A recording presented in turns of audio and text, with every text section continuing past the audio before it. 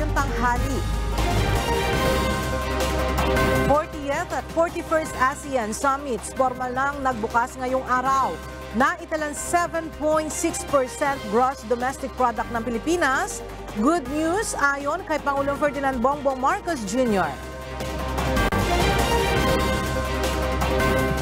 Biyahe sa EDSA Busway gagawing 24/7 simula sa December 15 ayon sa Department of Transportation. Konstruksyon ng Supermax Security Facility para sa high-profile inmates, target simula ng Department of Justice sa taong 2023. Kauna-unahang pondo ng bagong tatag na Department of Migrant Workers aprobado na ng Senado. At Palawan, itinanghal na most desirable island sa mundo ng UK Travel Magazine. Magandang tanghali mga kasangbahay. Ngayon po ay araw ng Biyernes, November 11, 2022. At una sa mga balita ngayong tanghali. Formal nang nagbukas ngayong araw ang 40th at 41st Association Southeast Asian Nations ASEAN Summits sa Cambodia. Samantala, naging good news naman para kay Pangulong Ferdinand Bongbong Marcos Jr. ang balitang tumaas ang naitalang gross domestic product ng bansa ngayong ikatlong quarter ng taon. Mula sa Malacanang, makibalita tayo kay Nel Maribuhok live. Nel, ano-ano ang mga magaganap pagkatapos ng pagbubukas ng ASEAN Summits ngayong araw at ano ba ang mga issue na inaasahang tatalakayin? Yes, Ella, sa pagbubukas ng ASEAN Summits ngayong araw, dito magsasama-sama ang 10 member states. Ito ay ang Brunei Darussalam, Cambodia, Indonesia, Laos PDR, Malaysia, Myanmar, Philippines, Singapore, Thailand at Vietnam. At kanina nga ay formal na binuksan ang summit kung saan nagsalita ang chairman ng ASEAN Summit 2022 na si Cambodian Prime Minister Hun Sen. Ang tema ng ASEAN Summits ngayon ay Addressing Challenges Together. Una nang sinabi ni Pangulong Ferdinand Marcos Jr. na isusulong niya sa ASEAN Summits ang mga issues sa food at energy security, maging ang usapin sa West Philippine Sea, partikular na ang matagal nang isinusulong na Code of Conduct. Samantala, good news naman para kay Pangulong Marcos Jr. ang naitalang paglago ng ekonomiya ng bansa sa third quarter ng taon na umabot sa 7.6% ang gross domestic product growth ng bansa. Well, that's very good news for us. That is actually a little higher than our estimates of 6.5 to 7.5 for the last quarter. So that makes sense, though, because if the last piece of news we heard was the lowering of the unemployment rate. And so that means that there's more economic activity, and that is reflected now in the growth. Even in agriculture, I'm very happy to say that there is a specific measure of the growth of the agricultural sector by 2.2%. And so something is, that the economy is moving. Sa kabila nito ay sa Pangulo, kailangan pa rin tugunan ang nagiging epekto sa ekonomiya ng Pilipinas sa mga pangyayari sa labas ng bansa. Ito ay sa pamamagitan anya ng tamang policy decisions. Yan muna ang ating update. Balik sa iyo, Ella. Maraming salamat, Nel Maribuhok live na nagulat mula sa Malacanang. Mababawasan na ng alalahanin ng mga commuter dahil walang magiging pagtaas sa pasahe sa LRT 1 at 2. Ayon sa Light Rail Transit Authority, bagamat may petisyon na nakabinbin para sa fare hike, anila matatagalan pa ito bago maaprubahan. Alamin natin ang detalye sa ulat ni JP Nunez. Inihayag ng Light Rail Transit Authority na mayroong nakabinbing petisyon ang Light Rail Manila Corporation o LRMC para sa taas pasahe sa LRT Line 1. Batay sa fare hike petition, nasa 5 pesos na boarding fare ang hinihiling ng LRMC. Habang nasa 1 peso and 50 centavos naman ang sa kada susunod na kilometro ng biyahe. Sa kabila nito, tiniyak ngayon ng LRTA na wala pang plano ang pamahalaan na taas singil sa pasahe sa LRT 1 at LRT 2. Ayon kay LRTA Administrator Attorney Hernando Cabrera, mahaba pa ang magiging proseso bago desisyonan kung papayagan ang dagdag singil sa mga tren.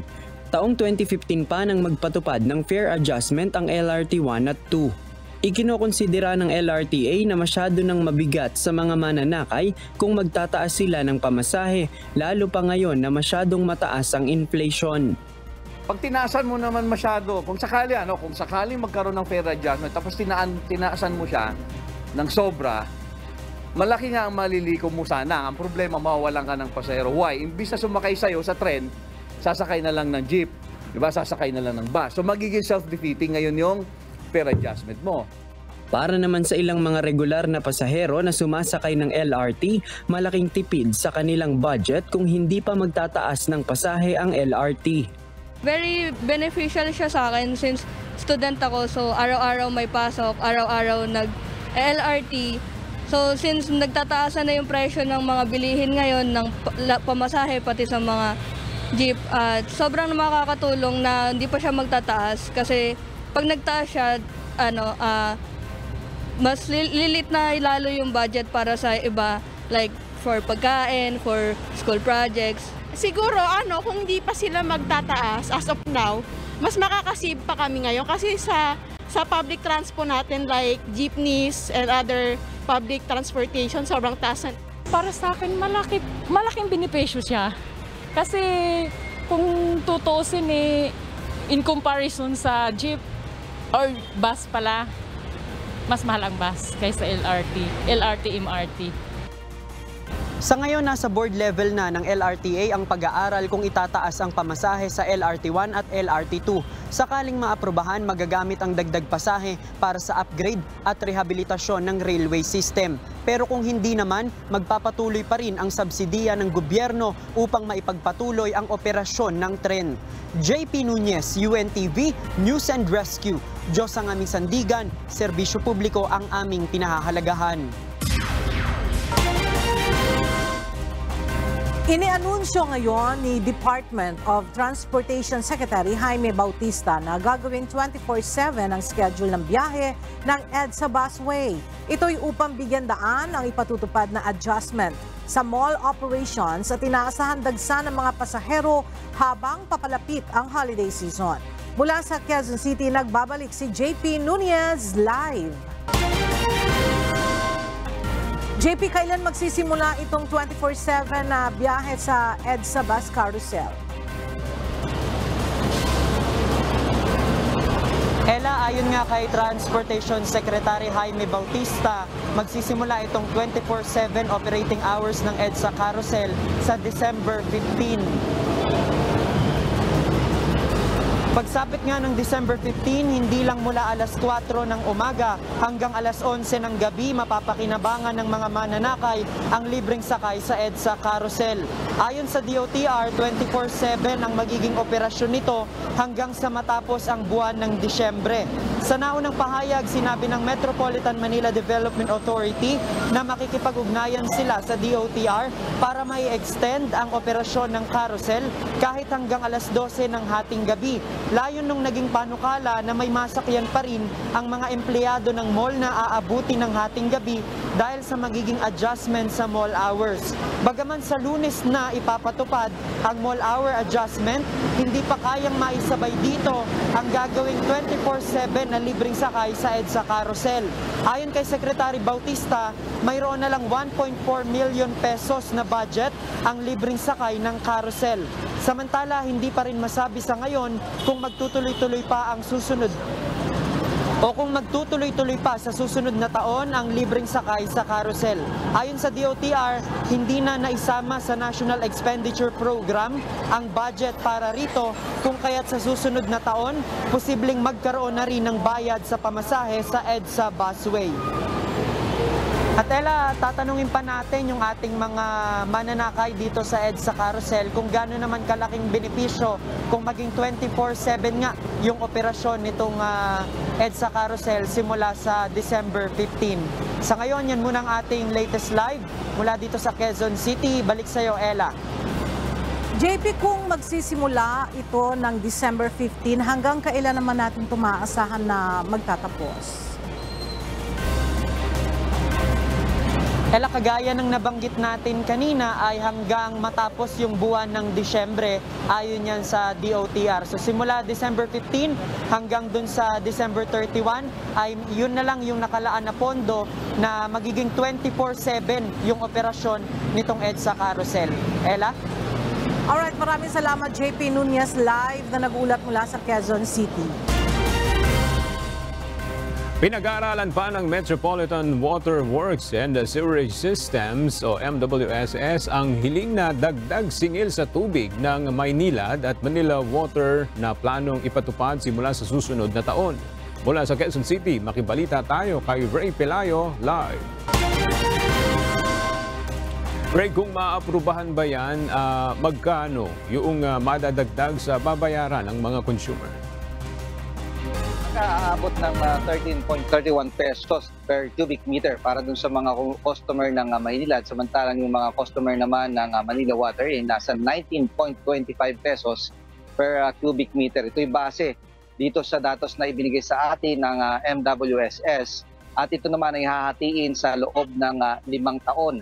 At sa 2023 ay magpapatong ang ng 3.29 per cubic meter ang Maynilad habang ang Manila Water naman ay nasa 8.04 pesos per cubic meter.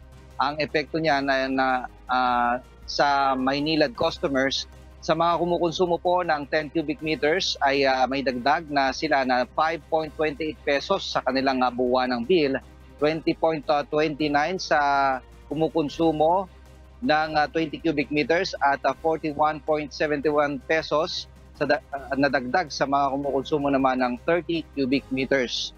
Sa mga customer naman ng Manila Water ay yung tinatawag na lifeline customers na kumukonsumo ng 10 cubic meters ay halos wala silang babayaran o dagdag na bayad pero sila ay posibleng mabawasan pa ng halos piso. Sa mga regular na customer naman, yung kumukonsumo pa rin ng parehong dami ng tubig ay 41.20 pesos ang dagdag, 91.59 sa 20 cubic meters, 187.10 pesos sa nadagdag doon sa mga kumukonsumo naman ng 30 cubic meters. Ayon sa Maynilad, yung kanilang unang taon na dagdag singil ay para lamang sa adjustment sa inflation. Sa loob nga ng 5 taon, tinatayang gagastos sila ng 163 billion pesos para dun sa pagtatayo ng pasilidad na inaasahang magpapaganda sa serbisyo sa tubig. Ayon sa MWSS, nasa board na nila yung mga petisyon ng dalawang water concessionaire at hinihintay na lamang kung kailan ilalabas ang kanilang magiging desisyon. Samantala, aga, yung mga residente na customer ng Maynilad, particular yung mga naapektuhan ng bagyong Sipaeng, ito iaabot ng mga nasa 35,000 na customers. Sila ay mabibigyan ng 50 pesos na rebate. Ito ay magre-reflect dun sa kanilang December bill. Mababawasan sila ng 50 pesos kada customer. Ito iaabot nga ng 1.7 million yung kabuong halaga ng rebate na ito mula sa mga residente sa Pasay, Muntinlupa, Bacoor, Imus at Kawit, kasama na rin yung Noveleta. Ayon sa Maynilad, makakatulong to para dun sa mga kababayan natin, sa mga customer ng Maynilad na binaha dahil nga sa pagdaan sa bansa nitong bagyong Sipaeng. Aga? Alright, maraming salamat, Ray Pelayo. Hindi pa rin bumaba ang presyo ng asukal sa kabila ng nadagdagan ang lokal na produksyon at importasyon nito. Base sa price monitoring ng Department of Agriculture, nasa 100 pesos pa rin ang presyo ng kada kilo ng refined o puting asukal sa merkado. Ang presyo naman ng washed at brown sugar ay nasa 90 pesos ang kada kilo. Sa pagpasok ng Setyembre ay nasa 70 at 75 pesos lamang ang presyo ng mga ito. Sa ngayon ay pinag-aaralan pa rin ng Department of Agriculture kung magkano ang ilalagay na suggested retail price sa asukal. Una nang sinabi ng United Sugar Producers Federation na naapektuhan ng bagyong Paeng ang mga plantasyon ng tubo. Pinagbabawalan pa rin makapasok sa Cebu Province ang mga karneng baboy at pork products na galing sa Iloilo at Panay Island. Bunsod ito ng patuloy na pagkalat ng African Swine Fever o ASF virus sa probinsya. Narito ang ulat ni Lane Moreno. Pinalawig pa ni Cebu Governor Gwen Garcia ang pagpapatupad ng ban sa mga pork at pork products na manggagaling sa Panay Island, kabilang na ang probinsya ng Iloilo. October 13, nagpatupad ng 60 araw na pork ban ang gobernador o hanggang December 12. Ngunit pinalawig pa niya ito hanggang December 31, 2022 matapos mabigo ang Iloilo na i-contain ng ASF virus sa isang bayan. Nababahala ang gobernador na baka mapasok sa probinsya ang virus at maapektuhan ng multi-billion peso hog industry. They have not been able to control the ASF spread in Panay, Iloilo. We will extend it. We were trying to study ba, contain ba? Wala. They haven't contained it. Inatasan na ni Garcia ang mga paliparan at pantalan na lalo pang maghigpit sa pag-inspeksyon ng mga bagahe o pasalubong ng mga pasahero. Ayon sa Iloilo Provincial Veterinary Office, may mga kumpirmadong kaso na ng ASF sa mga bayan ng Santa Barbara, Oton, San Miguel, Leganes at Alimujan. 182 na rin ang kumpirmadong kaso ng ASF sa probinsya kung saan 1,375 na baboy na ang isinailalim sa depopulation. Ang mga ito ay may ASF virus o di kaya ay nasa loob ng 0.5 km radius mula sa ground zero. 560 naman ang kusang namatay matapos makitaan ng mga sintomas ng ASF. Ang base investigation nga may nag-ihaw man na dira sang baboy nga backyard, nagabaligya sa kilidalan. And ang source ng baboy dira sa area nga ginaihaw dira sa backyard nga na wala mabalad. So sa kada muon sang baboy nga ginaihaw dira adlaw-adlaw, may posibilidad nga base halin man sa infected areas ang gindala dira sa ginihaw. Hinikayat naman ng provincial government ang ibang LGU na magsagawa ng Lechon Festival, ganun din ang voluntary depopulation sa mga baboy na mayroon ng sintomas ng ASF para hindi na kumalat ang virus. The purpose of Lechon Festival is to reduce ang inventory naton sa baboy. Kay the only way to eliminate virus is to eliminate host. So kung wala sang baboy, wala sang tapikan ang virus. Kaya sooner or later, maubos na gid man na. Lane Moreno, UNTV News and Rescue. Diyos ang aming sandigan, serbisyo publiko ang aming pinahahalagahan.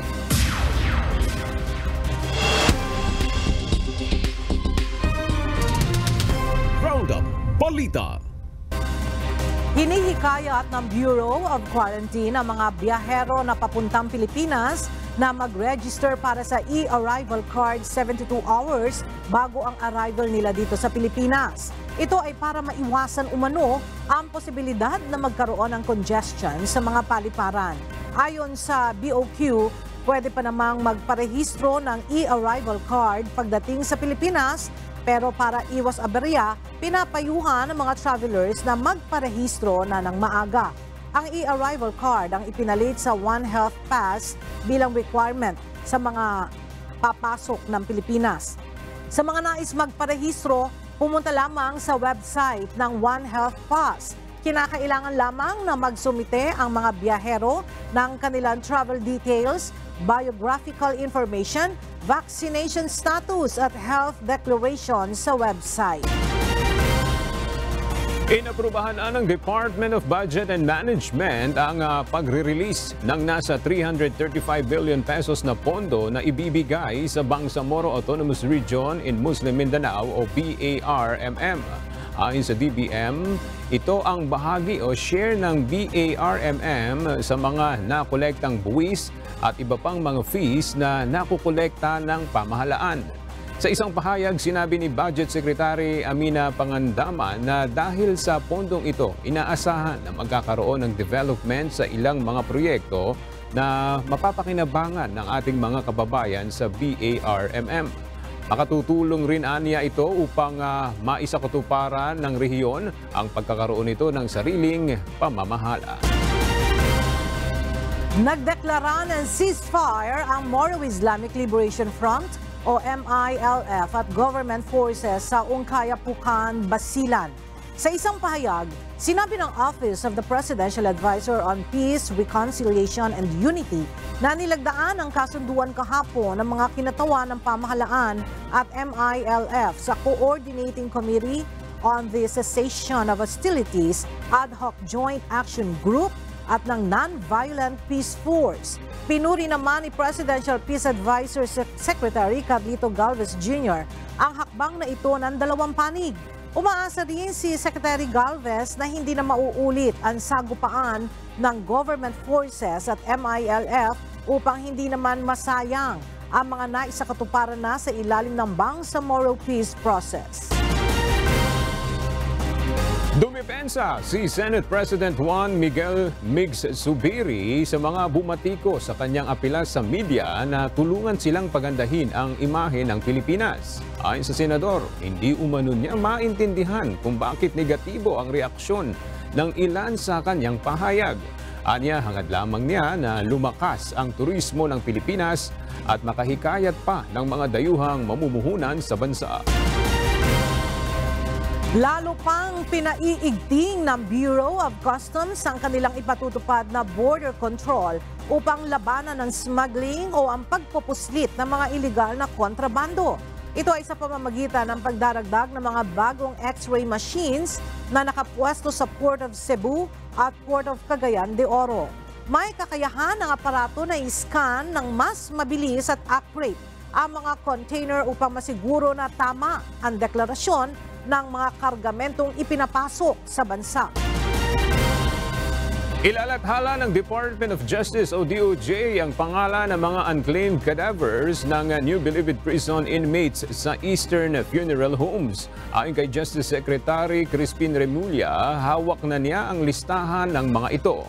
Nagbigay na rin siya ng instructions sa kanyang staff tungkol dito dahil paalis siya ng bansa ngayong araw upang dumalo sa periodic review ng UN Human Rights Council na gaganapin sa Geneva, Switzerland. Nasa 176 na bangkay ng mga nasawing inmate ang natenga sa naturang punerarya mula December 2021. Susubukan din nilang kontakin ang pamilya ng mga inmate. Sa gitna ng mga kontrobersiya sa Bureau of Corrections, tututukan ng Department of Justice ang pagpapatayo ng pagsasaayos ng mga kulungan upang tuluyan ng mailipat ang mga high-profile inmates mula sa Bilibid. Alamin natin yan sa report ni Harleen Delgado. Nais ni Justice Secretary Boying Remulla na masimulan na sa susunod na taon ang pagpapatayo sa isang super maximum security facility sa Sablayan Occidental, Mindoro. Dito ililipat ang mga convicted na high-profile criminals mula sa New Bilibid Prison sa Muntinlupa City.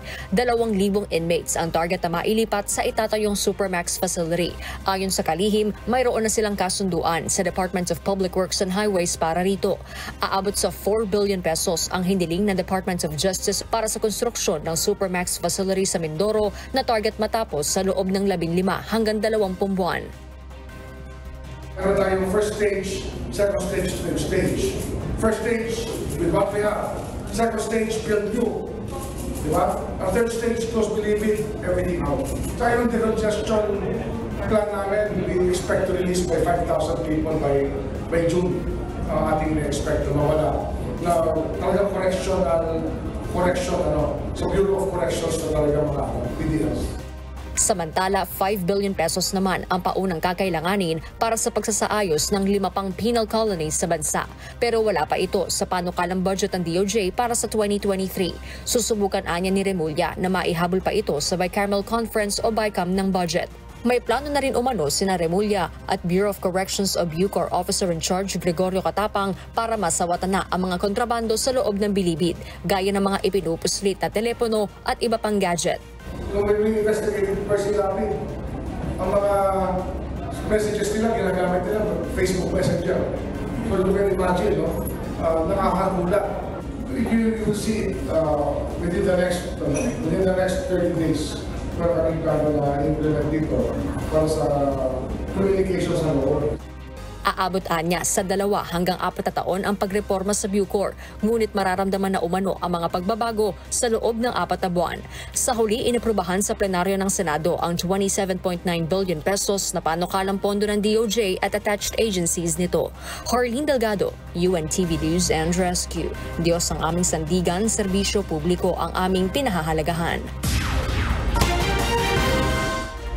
Naghain na ng kanyang counter affidavit ang inmate na si Christopher Bacoto, kaugnay sa pagkakasangkot nito sa pagkamatay ng broadcaster na si Percy Lapid. Si Bacoto ang sinasabing isa sa middleman sa pagpatay kay Lapid. Mula sa Maynila, ang detalye ihahatid ni Dante Amento live. Dante, ano ang laman ng counter affidavit na isinumite ni Bacoto? Yes, Ella, itinanggi ng inmate na si Christopher Bacoto. Isa ito sa sinasabing ang middleman, Ella, sa pagpatay sa mamamahayag na si Percy Lapid, na tumanggap umano siya ng pera mula sa self-confessed gunman na si Joel Escorial. Batay sa supplemental extrajudicial confession ni Escorial, binigyan umano nito ng 70,000 matapos mapatay si Lapid. Ang perang ito ay parte umano ni Bacoto sa 550,000 pesos na idinipositong pera sa bank account ni Escorial bilang kabayaran sa pagpatay kay Lapid. Dagdag pa ni Bacoto sa kanyang counter affidavit, ang salaysay na ito ni Escorial ay wala sa kanyang unang extrajudicial confession at nasama lang ang kanyang pangalan sa supplemental affidavit. We cited yung fact na si Joel na gumawa ng statement, I think it was October 18, sinabi niya yung participation ng ibang respondents. And then he made another statement, karagdagan sa laysay, on October 22, 4 days after. Doon niya lang binabanggit si Bacoto. So we do not know why, after 4 days, doon niya lang naisip isama si Bacoto. Dahil yung first statement niya, sinabi niya na lahat yung mga pinagbigyan niya ng pera, wala si Bacoto. Kaya hiling ni Bacoto sa prosekusyon na i-dismiss ang kasong murder laban sa kanya. Personal na dumating kanina sa Department of Justice si Bacoto at ang kanyang abogado kaugnay sa isinagawang preliminary investigation ngayong araw. Ang kampo naman ng Escorial ay tinanggap ng kanyang abogado ang kopya ng counter affidavit ni Bacoto, ngunit hindi na ito nagpaunlak ng panayam. Isasagawa, Ella, ang susunod na preliminary investigation dito sa kaso ng pagpatay nga kay Lapid sa katapos umano nitong buwan ng Nobyembre. At ito nga si Bacoto, Ella, batay doon sa reklamo na i-file ng NBI at gayon din ng PNP dito sa Department of Justice. Ito umano ay isa sa kinontak nitong si noong napatay na isa pang middleman na si John Villamor para nga ipapatay itong si Percy Lapid. Yan ang ating balita mula dito sa DOJ. Balik sa iyo, Ella. Alright, maraming salamat Dante Amento live na nag-uulat mula sa Manila. Lusot na sa plenaryo ng Senado ang panukalang pondo para sa bagong tatag na ahensya na Department of Migrant Workers o DMW.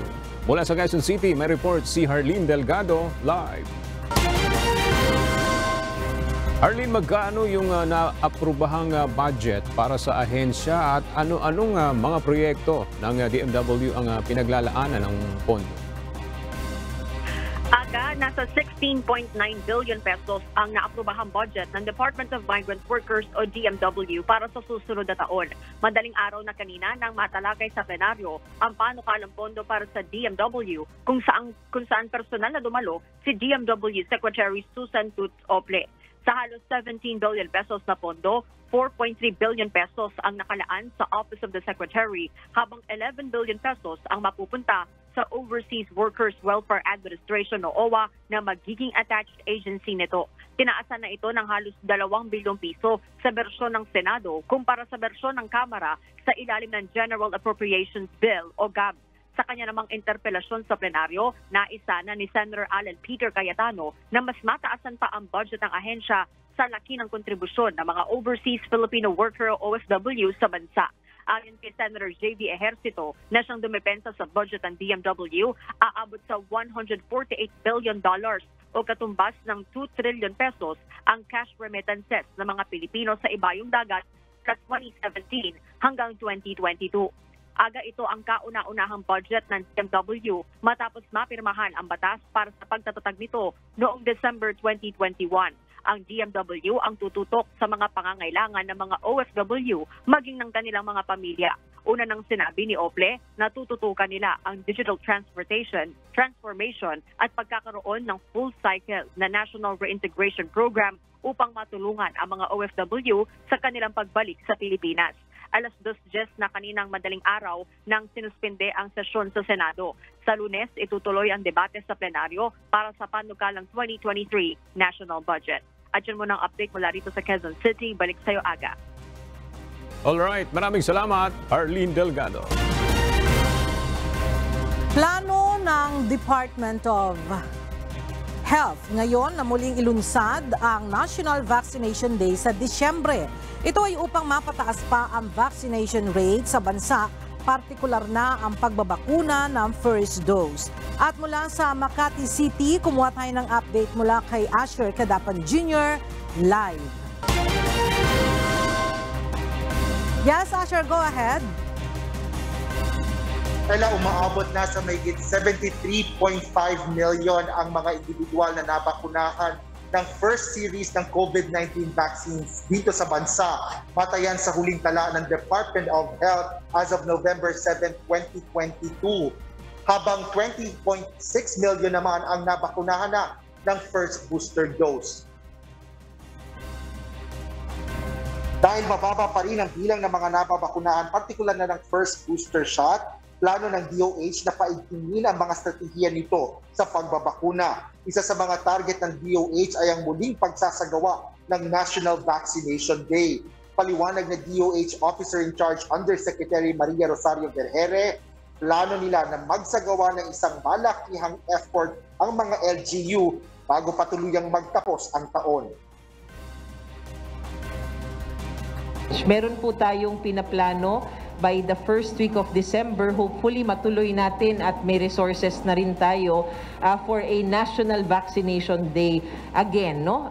We are still planning if it's just going to be a 1 day or 3 days affair.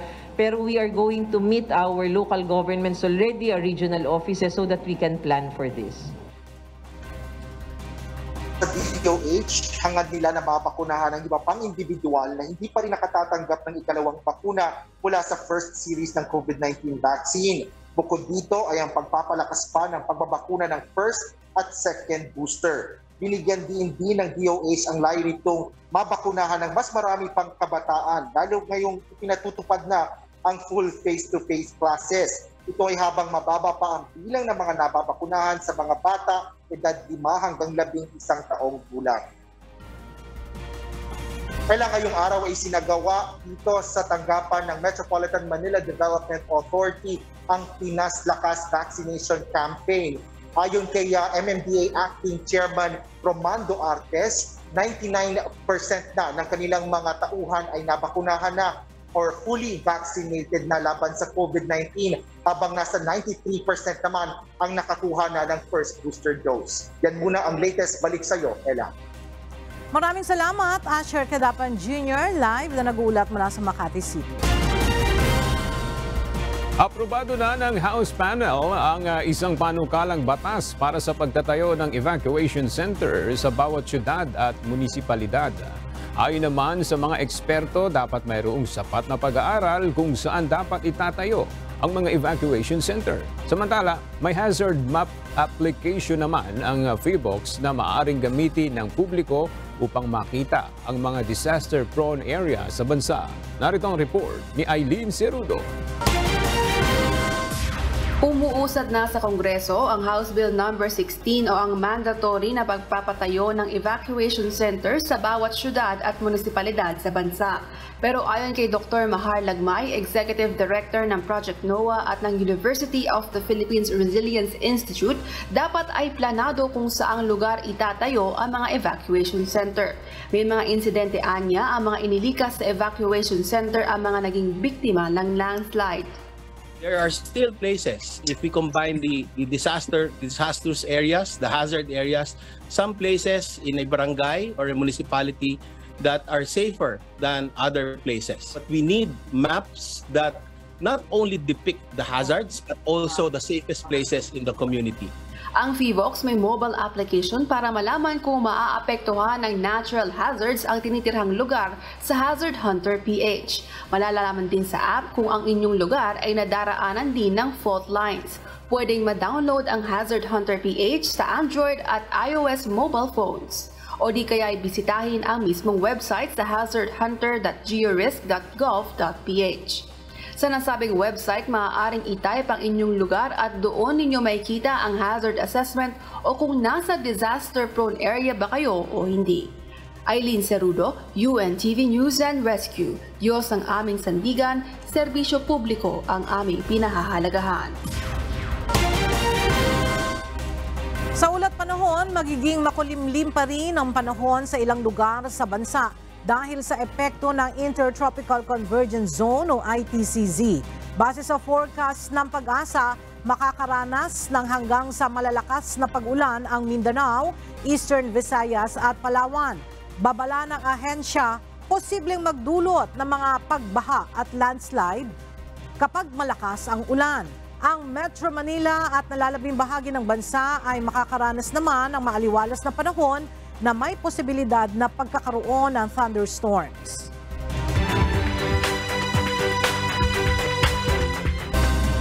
Namahagi ng mga kagamitan kontra water and foodborne illnesses, influenza, leptospirosis, and dengue o wild diseases ang Department of Health, Calabarzon Region sa mga paaralan sa Carmona, Cavite. Ito ay sa gitna ng mataas na wild diseases na naitala sa rehiyon. Ang detalye sa ulat ni Benedict Samson. Matapos ang pananalasa ng Bagyong Paeng, kabilang sa tinututukan ng Department of Health Region 4A ay ang pagtaas ng kaso ng mga water and foodborne illnesses, influenza, leptospirosis at dengue o wild diseases.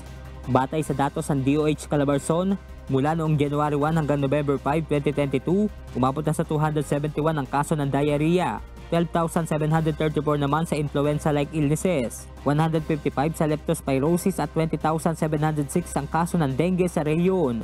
Mas mataas kumpara sa mga naging kaso noong nakaraang taon sa kaparehong panahon. Kaya naman kahapon, namahagi ang DOH-4A ng mga gamit kontra sa mga ganitong uri ng sakit gaya ng insecticides, sprayer at treated mosquito nets. Ayon kay DOH Calabarzon Regional Director Dr. Ariel Valencia, bukod sa pamamahagi ng mga gamit ay nakatutok din sila sa pagtugon sa gamutan ng mga naging biktima ng wild diseases. Actually this year we're expecting more cases kasi pang 3 years ito, no? Parang cycle yan. But nakikita naman natin na una, nabanggit nga ni Mayor, no? Yung deaths is mababa. Hindi kamukha ng mga nakakaraang taon. Pangalawa, yung ating namang mga leptospirosis, lagi kaming mayroong paalala sa ating mga provincial health officer, MHOs, na bantayan yung mga ganitong kaso. Kaya tayo, nagbibigay din tayo ng prophylaxis sa panahon na meron talagang expose sa mga tao sa baha. Naglagay din ng kagawaran katuwang ang lokal na pamahalaan ng mga treated mosquito net sa Carmona Elementary School upang maiwasan na magkaroon ng kaso ng dengue sa mga paaralan. Parang ito ay kasama doon sa 4SRD, yung self-protection. Ito na yon, self-protection. Naggagawa tayo ng protection para ang lamok ay hindi makapasok sa loob ng classroom, matigit sa lahat. Napakaganda treated Yung ibang mosquito net, pine-prevent lang pumasok. Ito, pag dapo, according to RD, patay ang lamok. Panawagan din ng DOH at lokal na pamahalaan na makiisa sa mga isinasagawang paglilinis ng kapaligiran, lalo na ng mga maaaring pamugaran ng mga lamok. Sakali naman lumusong sa tubig baha ay kaagad namang maglinis ng katawan upang makaiwas sa leptospirosis. Agad din kumonsulta sa doktor sakaling makaranas sa mga sintomas gaya ng lagnat, pagsusuka, rashes, chills, pananakit ng ulo at katawan. Benedict Samson, UNTV News and Rescue. Diyos ang aming sandigan, serbisyo publiko ang aming pinahahalagahan. Tukoy na umano ng mga pulis ang suspect sa pagpapasabog ng bus sa Tacurong City sa Sultan Kudarat noong Linggo, November 6. Bagamat hindi pa pinangalanan ng mga otoridad, pero kasama sa mga sugatan ng suspect na 55 taong gulang. Naputulan pa umano ito ng paa at kasalukuyang nasa pagamutan. Sa nakalap na Special Investigation Task Group mula sa mga saksi, sumakay ang suspect sa bus sa bahagi ng Buluan, Maguindanao. Kinasuhan na ang suspect ng paglabag sa Anti-Terrorism Act of 2020 kahapon sa City Prosecutor's Office. Naghigpit naman ngayon ang PNP sa buong rehiyon kasunod ng nangyaring pagsabog. Isa ang namatay at 11 ang sugatan sa nangyaring pagsabog. Good news po para sa mga naghahanap ng trabaho sa Cebu. Isang local and overseas job fair ang inorganisa ng lokal na pamahalaan ng Sogod Cebu bukas araw ng Sabado. Mahigit 4,000 job vacancies mula sa 19 na participating local and overseas partners ang nakahanda. Gaganapin ang naturang job fair sa Mayor Durano Sports and Cultural Complex, Poblacion, Sogod, Cebu.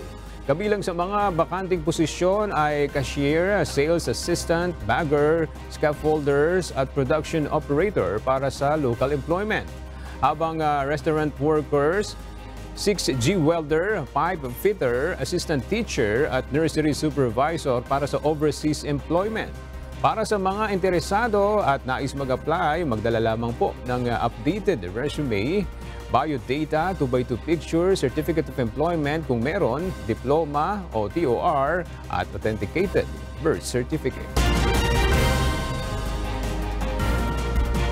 Viral sa social media ang ginawang quiz ng isang guro sa kanyang mga estudyante sa Kalinog, Iloilo. Sa halip kasi na sa papel sila magsulat, ay dahon ng saging ang kanilang ginamit. Ang ideya at mula sa kanilang guro na si Neil Amaka ng West Visayas State University. Hindi naman daw nila ito palagi ginagawa at may kaugnayan ito sa kanilang paksang pinag-aaralan bilang mga agriculture students. Ikinatuwa naman ng mga netizen ang eco-friendly ay matipid pa na idea ni Teacher Amaka.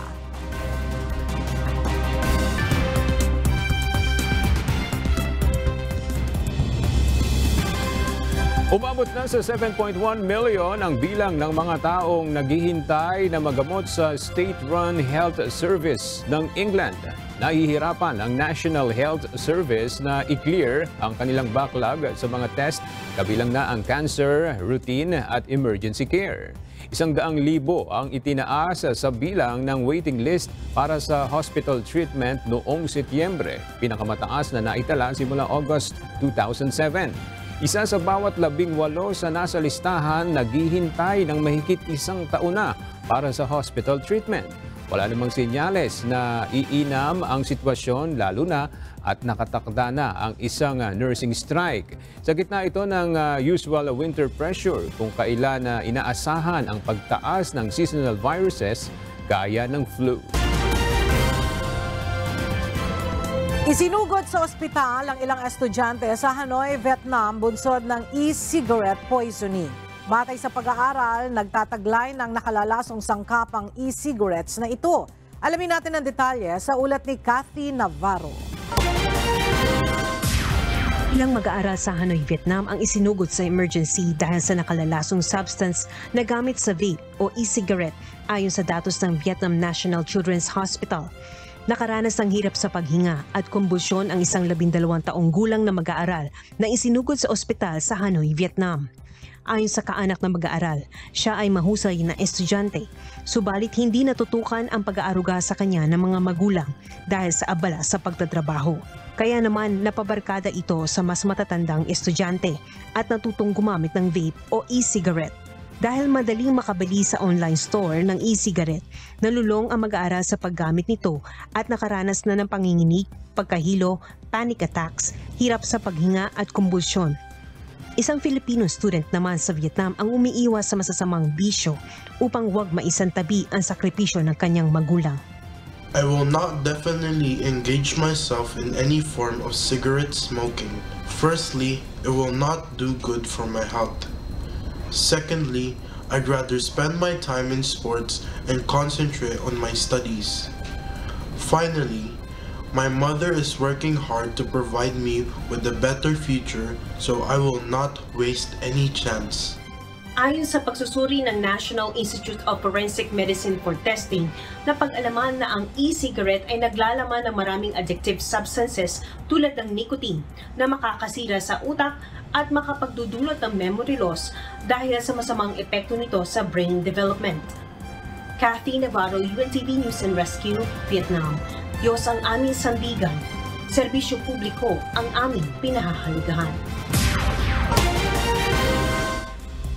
Tinanghal ang Palawan na most desirable island sa mundo ng isang London-based publication.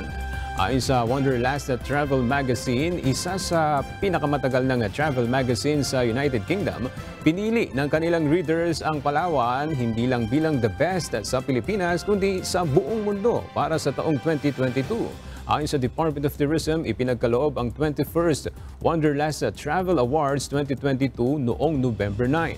Batay naman sa Wanderlust Magazine, Heaven and Earth ang tanawin sa Palawan na may sparkling water at white sand beaches. Pinuri rin ito ang underground rivers at masasarap na pagkain sa kapitolyo ng isla, ang Puerto Princesa.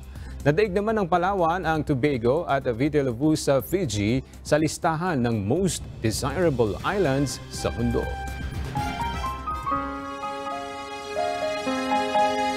At sa ating pong iiwang mga salita ng Diyos na ating sandigan mula sa Aklat ng Roma, Kapitulo 2, versikulo 13 na nagsasabi, sapagkat hindi ang mga tagapakinig ng kautusan ang siyang mga ganap sa harapan ng Diyos, kundi ang nangagsisitalima sa kautusan ay aariing mga ganap.